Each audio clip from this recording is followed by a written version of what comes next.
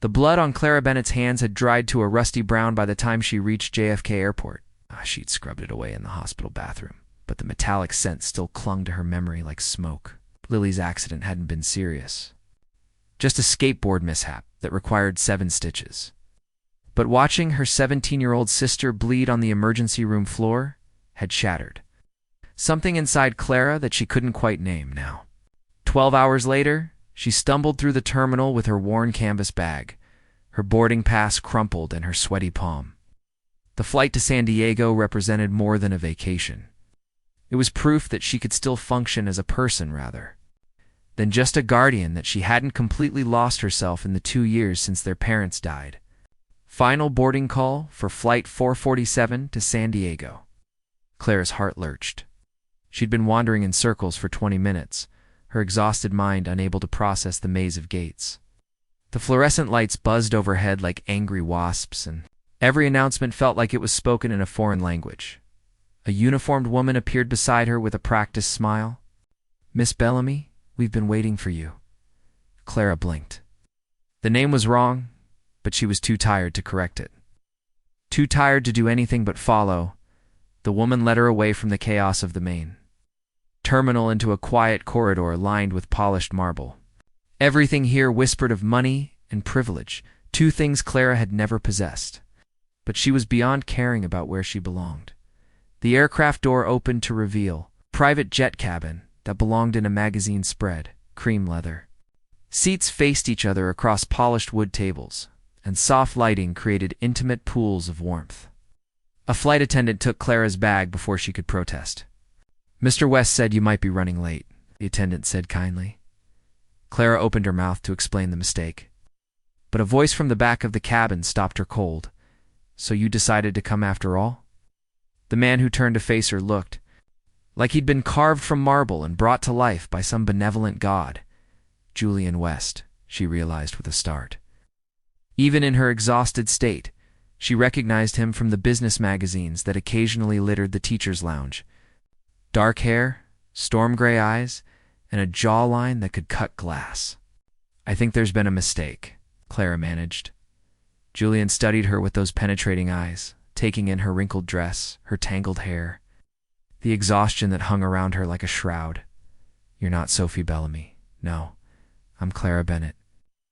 Slow smile spread across his face, transforming his aristocratic features into something almost human. "Well, Clara Bennett, it seems you've accidentally stolen my ex-fiancé's seat on a flight to Venice." The word ex-fiancé hit Clara like a physical blow. She looked toward the window and saw clouds rushing past below them. "They were already airborne, Venice," she whispered. Easily, Julian confirmed, settling back into his seat with an ease that suggested this kind of chaos was routine for him. "Don't worry.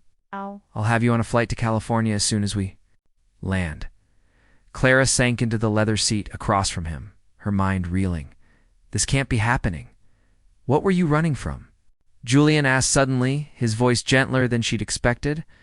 The question caught her off guard, mostly because it was so accurate. "I wasn't running from anything." "Everyone runs from something," he said quietly. "The question is whether running towards something better." Clara met his gaze and saw something there that made her chest tighten. Pain carefully hidden, but unmistakably present. Julian West, for all his wealth and power, looked as lost as she felt. "What about you?" she asked. "What are you running from?" His smile turned sharp.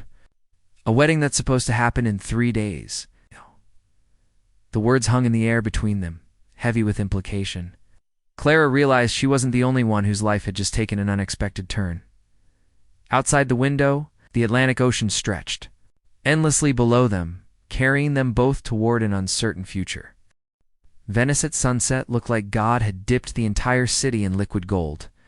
Clara pressed her face to the car window as they glided through the narrow canals, trying to convince herself this wasn't an elaborate dream brought on by stress and sleep deprivation. Julian sat beside her in comfortable silence, occasionally pointing out landmarks with the casual familiarity of someone who owned half the world.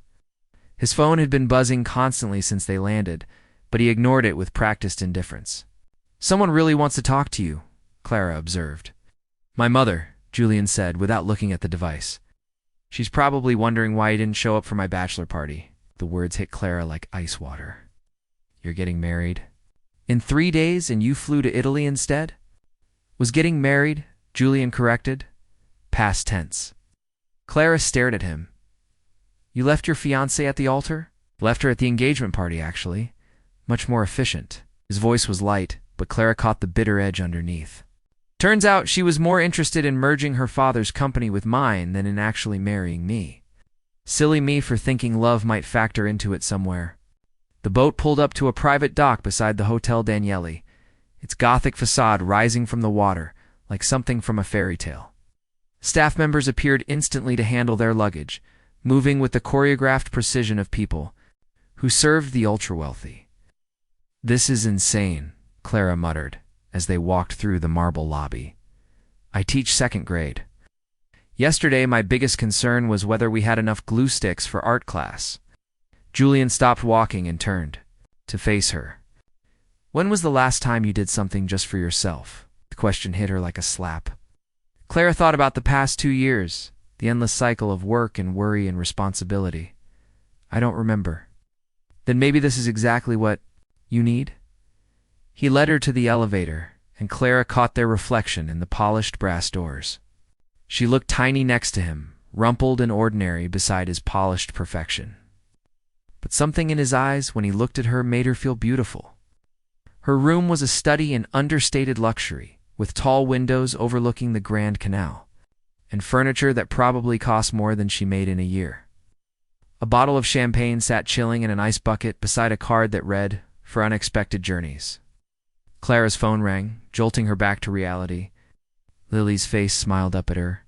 From the screen? "Hey, Bug," Clara answered, trying to sound normal. "Clara, how's San Diego?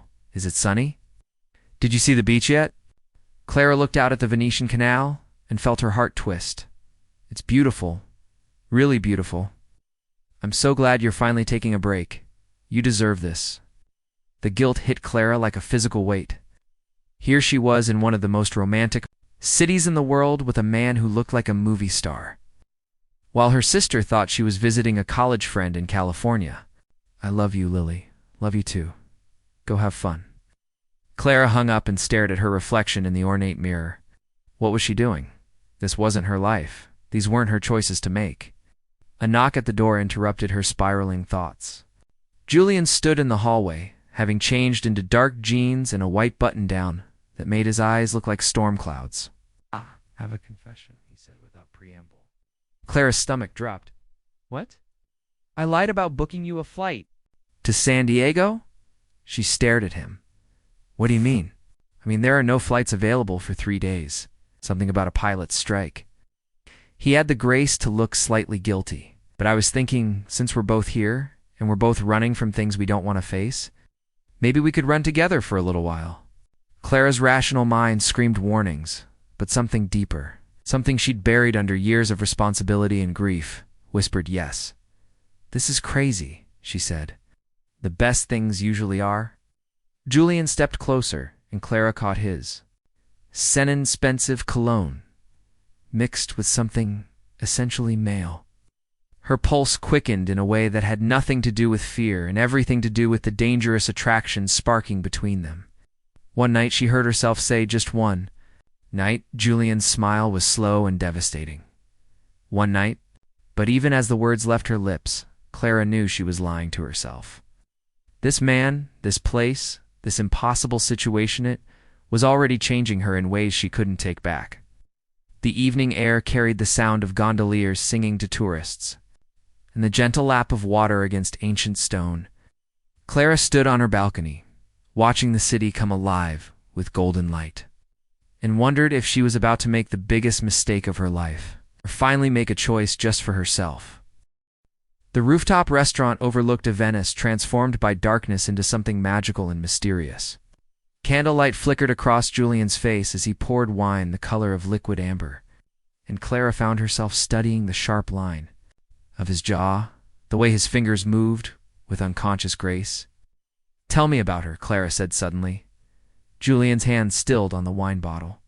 Sophie, the woman whose seat I stole. He was quiet for so long that Clara thought he wouldn't answer. When he finally spoke, his voice carried a weight she hadn't expected. We grew up together. Our families assumed we'd marry from the time we were children. He took a sip of wine, his eyes distant. I convinced myself that was enough, a compatibility. And shared goals were more important than passion. What changed your mind?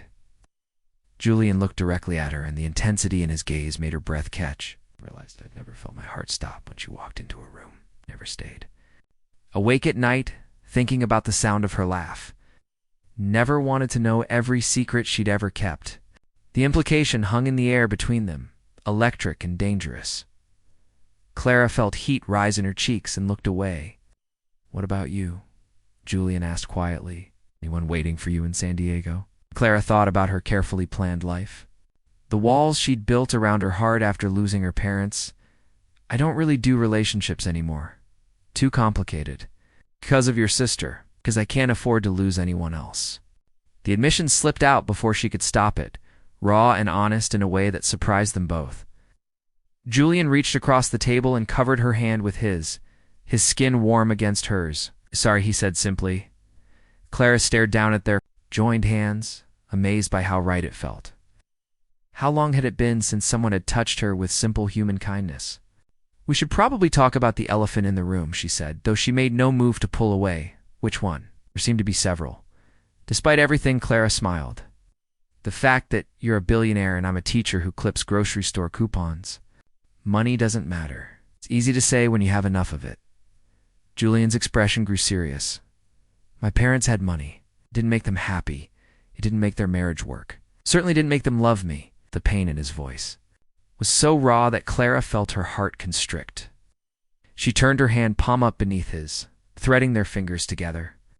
Tell me about your parents, she said softly. Dead, Julian said with bitter finality. Car accident when I was 15, just like yours. Clara's breath caught. I'm sorry, I didn't know. It was a long time ago. But his grip on her hand tightened.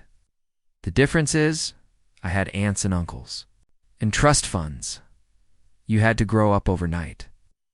The truth of it hit Clara like a physical blow. She had grown up overnight, trading dreams for duty, hope for survival. But sitting here with Julian, she remembered what it felt like to want something. Just for herself. I should go back to my room, she said, though she made no move to leave, should you? This is insane, Julian. We barely know each other. I know you take your coffee black because you can't afford cream. I know you cry at animated movies. No, you haven't bought yourself new clothes in 2 years because every extra dollar goes toward your sister's college fund. Clara stared at him. How could you possibly know all that? Would have paint under your fingernails for making sets for the school play. Your shoes are resoled but well maintained. And you mentioned earlier that your sister is 17 and dreams of college. Julian's thumb traced across her knuckles. I know because I've been watching you since the moment you stumbled onto my plane, and I've never been more fascinated by anyone in my life. The words hung between them, charged with possibility and danger. Clara felt herself wavering on the edge of something that could destroy everything she'd worked so hard to build. I can't, she whispered. Can't what? Fall for you. Get involved. Any of this. She gestured helplessly at the romantic setting, the candles. The way he was looking at her like she was the only woman in the world. I have responsibilities. When do your responsibilities end and your life begin? The question hit her like a lightning bolt. Clara realized she didn't have an answer. Julian stood and held out his hand. Come with me. Where? Somewhere we can. Stop pretending this isn't happening. Clara looked at his outstretched hand, knowing that taking it would change everything. Knowing that she was already in too deep to climb out unscathed. But for the first time in 2 years, she wanted something more than she feared the consequences. She took his hand. Julian led her through the winding streets of Venice, past sleeping cats and couples stealing kisses in doorways. The city felt alive around them, ancient and eternal, as if it had been waiting centuries for this exact moment. They stopped on a small bridge arching over a narrow canal. The water below reflected the moon in fractured silver pieces, and the air smelled of salt and secrets. Clara, Julian said, turning to face her. She looked up at him, and the expression in his eyes stole her breath. Hunger and tenderness and something deeper, something that looked dangerously like love. "This is really happening, isn't it?" she whispered. Instead of answering, Julian cupped her face in his hands and kissed her. The world tilted, Clara felt. Herself falling, not into the canal, but into something far more dangerous. Into the possibility of a life she'd never dared to imagine. Clara woke to sunlight streaming through silk curtains and the sound of church bells echoing across the water. For a moment she forgot where she was. Then memory crashed back like a wave. Julian's hands in her hair, his mouth on hers, the way he'd whispered her name like a prayer as they'd made love until the early hours of morning. She turned in the massive bed to find Julian already awake, propped on one elbow, watching her with an expression she couldn't read. "Good morning," he said softly. "Hi." Clara pulled the sheet up to cover herself, suddenly shy despite everything they'd shared. "I should probably—" Her phone rang, cutting through the intimate moment like a blade. Lily's name flashed on the screen, and Clara's heart sank. "I have to take this," she said apologetically. Julian nodded and slipped out of bed, giving her privacy as he disappeared into the bathroom. Clara couldn't help but admire the lean lines of his body as he walked away. "Morning, bug," she answered, trying to sound normal. "Clara?" Lily's voice was bright with excitement. "Guess what? I got into Columbia. Early admission." Clara's heart stopped. "What? Lily? That's incredible. When did you find out?" "The letter came yesterday, but I wanted to wait until you called to tell you. I'm so excited I can barely breathe." Clara felt tears sting her eyes. Columbia had been Lily's dream school since she was 14, but the tuition was astronomical. Clara had been secretly hoping her sister would be rejected, so she wouldn't have to crush her dreams with financial reality. "That's wonderful, sweetheart. I'm so proud of you. I know the money will be tight, but I can get loans and maybe work study. We'll figure it out," Clara interrupted, though her mind was already racing through impossible calculations. Even with loans and scholarships, they'd need at least $30,000 she didn't have. "I love you so much, Clara. None of this would be possible without you." After Lily hung up, Clara sat in the rumpled bed holding her phone, reality crashing down around her like a building collapse. What was she doing? Playing fantasy princess in Italy while her sister needed her at home? Julian emerged from the bathroom, concern etched across his perfect features. "Everything okay? My sister got into Columbia?" Julian's face lit up. "It's wonderful. You must be so proud." "I am." Clara's voice came out flat. "I just don't know how we're going to pay for it." Julian was quiet for a moment, then sat on the edge of the bed. "Clara, don't." She held up a hand, seeing where his thoughts were going. "Don't even think about it. I could help. No, it would be nothing to me. Less than I spend on wine in a year." Clara felt something crack inside her chest. "And that's exactly why I can't let you do it." Julian's jaw tightened. "Why?" "Because of your pride. Because I barely know you." Clara stood up, wrapping the sheet around herself like armor.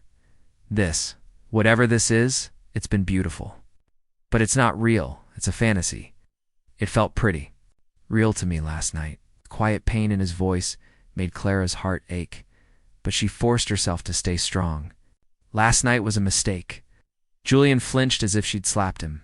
"Is that really what you think?" "I think you're a billionaire who's used to buying whatever he wants. I'm a teacher who can't afford to be anyone's charity case. That's not what this is, isn't it?" Clara's voice rose. "You said it yourself. You left your fiancée because she was after your money. Well, maybe I'm just the opposite extreme. It's the poor girl who makes you feel noble for helping."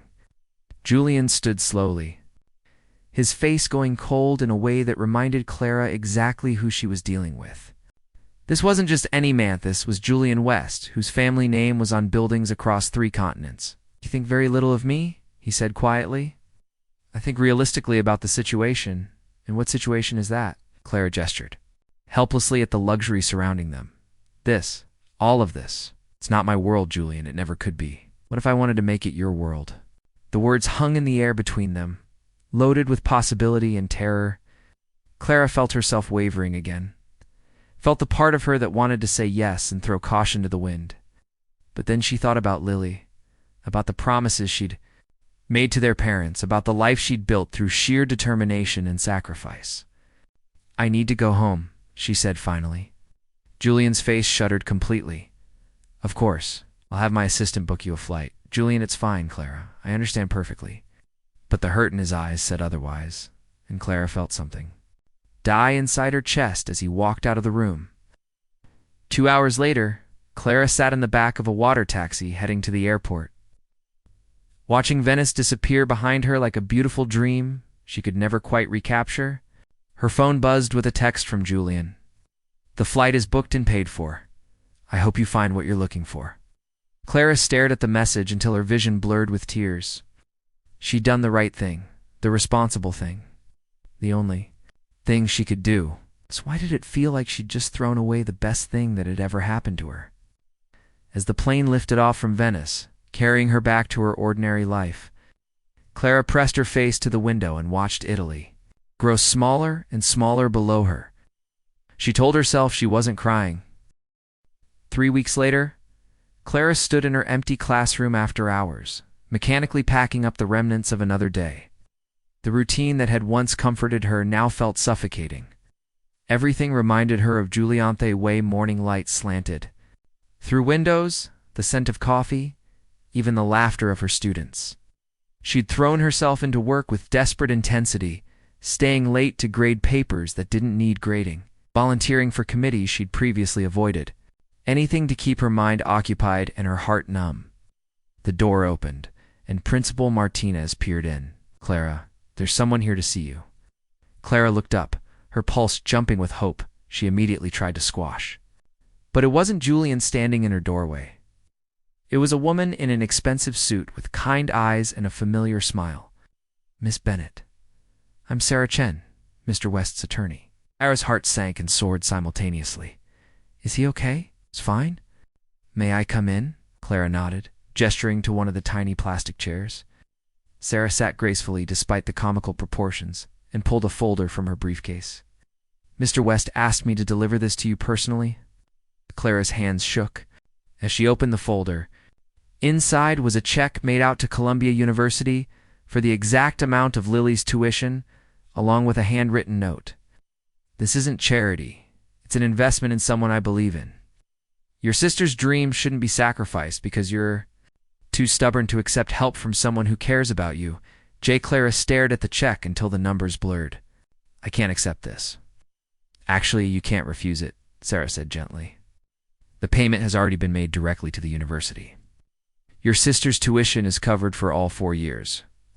He had every right to spend his own money however he chooses." Sarah's voice was kind but firm. "Miss Bennett, in the 20 years I've worked for the West family, I've never seen Julian care about anyone the way he cares about you." Clara sank into her desk chair, overwhelmed. "Where is he?" "London. He's been throwing himself into work since he returned.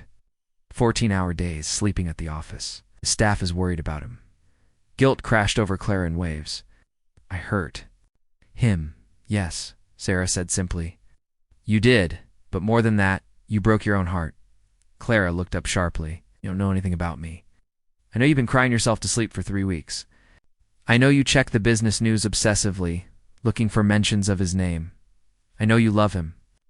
The words hit Clara like a physical blow. "It doesn't matter. We're from different worlds." "Are you?" Sarah leaned forward. "He told me about your parents, about how you sacrificed everything to raise your sister. Do you know what Julian did when his parents died?" Clara shook her head.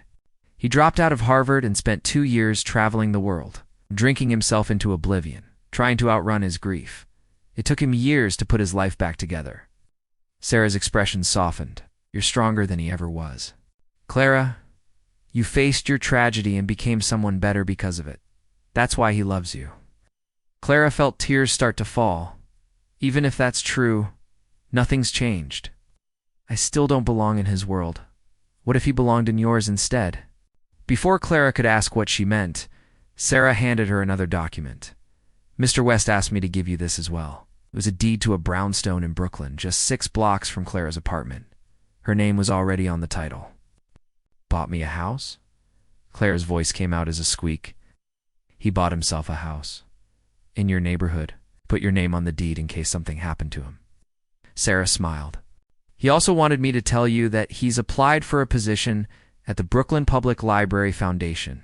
Apparently, he has some experience with funding educational programs. Clara stared at the deed, her mind reeling. Leon had left his world to join hers. The magnitude of the gesture took her breath away. There's one more thing, Sarah said gently, pulling out a plane ticket. There's a flight to London leaving tonight. Doesn't know you're coming. Clara looked at the ticket. Through her tears, what if I'm too late? Then you'll have tried. And that's more than you're doing sitting here feeling sorry for yourself. Clara laughed despite her tears. You're very direct for a lawyer, very protective of the people I care about. And Julian West is like a son to me. Sarah stood to leave, then paused.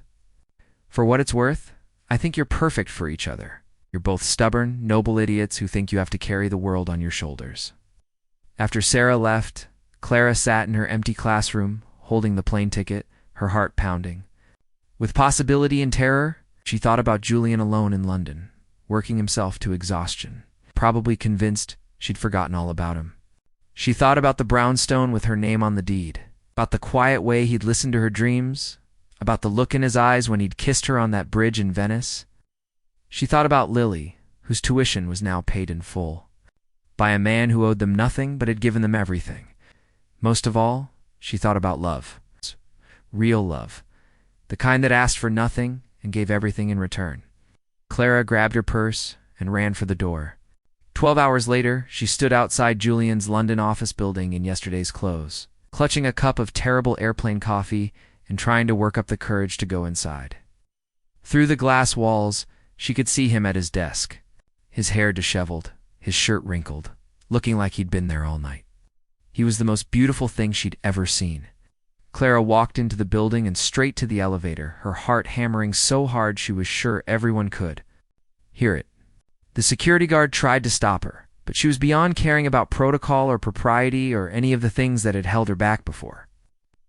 He looked up, startled, and for a moment, they just stared at each other across the expanse of his desk. Clara, his voice was rough with exhaustion and disbelief. You bought me a house, she said breathlessly. Julian stood slowly, as if she might disappear if he moved too quickly. Actually, I bought me a house. In your neighborhood. And you paid my sister's tuition. I invested in her future. And you applied for a job at the library. I like books. Clara crossed the room in 3 quick steps and threw herself into his arms. Julian caught her against his chest, his face buried in her hair, his body shaking with relief. I'm sorry, Clara, whispered against his neck. I'm so sorry I hurt you. I was scared and stupid, and Julian silenced her with a kiss that tasted like forgiveness and promises and all the tomorrows they'd almost thrown away. I love you, Clara said when they finally broke apart. I love you so much it terrifies me. Good, Julian said, his smile brighter than the London sun streaming through his office windows. I was starting to think I'd have to follow you around. Brooklyn with a clipboard, proving my devotion. Clara laughed through her tears. You really left everything for me. I didn't leave anything that mattered. I found everything that mattered. Julian cupped her face in his hands, his thumbs brushing away her tears. You, Clara, you're my everything. 6 months later, Clara stood in the garden behind their Brooklyn brownstone, watching Julian help Lily with her college application. Essays while neighborhood kids played in the sprinkler they'd set up on the lawn. The house was filled with laughter and love, and the kind of joy Clara had never dared to dream of. Julian caught her watching and smiled, that same devastating smile that had stopped her heart on a bridge in Venice. He crossed the yard and pulled her into his arms, spinning her around until she was dizzy with happiness. No regrets? He asked, setting her back on her feet. Clara looked around at their life together, imperfect and beautiful and completely their own. Only one, she said solemnly. Julian's face grew concerned. What? I should have kissed you first on that airplane. Julian threw back his head and laughed. the sound echoing off the brownstone walls and wrapping around Clara's heart like a promise. "We have the rest of our lives to make up for lost time," he said, and kissed her there in their garden, surrounded by everything that mattered. The end. Like this video if the story touched your heart. Subscribe for more emotional tales, and share with someone who believes in the power of true love. And let us know in the comments. We love connecting with our global community of romance lovers.